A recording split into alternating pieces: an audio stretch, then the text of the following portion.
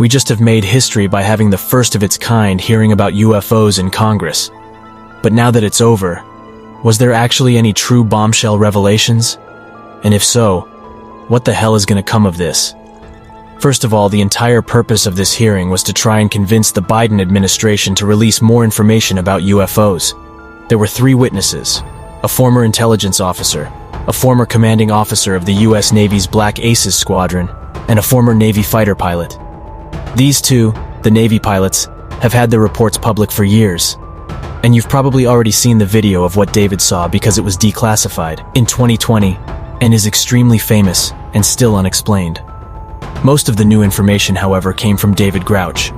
He testified under oath, saying that the U.S. government has been in possession of UFOs since the 1930s, has been secretly back-engineering them, and has been carrying out a public disinformation campaign to prevent the details from leaking publicly.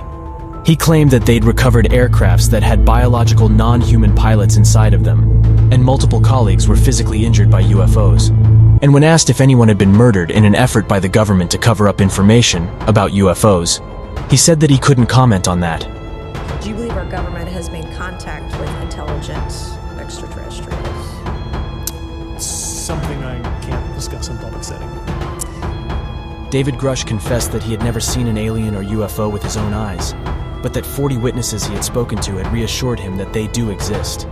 And when pressed about providing evidence for these claims, he basically said that he couldn't do so in such an open environment, but was willing to do so privately. So was there any true bombshell revelations or evidence provided at this hearing? Well, the most significant part about all of this is that it was the first time ever an individual has sworn under oath about UFO encounters. But as of right now, it leaves us with yet another convincing claim that UFOs and aliens exist without any tangible evidence. However, going forward, interwitnesses do decide to provide evidence in a confidential setting. It could open up new avenues of investigation for lawmakers to make more information public. So the question is, do you think that this was all just a spectacle and a distraction? Or have we actually had contact with aliens? Leave it in the comments and subscribe for more.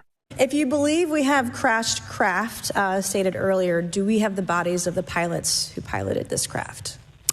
As I've stated publicly already in my News Nation interview, biologics came with some of these recoveries, yeah. Were they, I guess, human or non-human biologics? Non-human, and that was the assessment of people with direct knowledge on the program I talked to that are currently still on the program.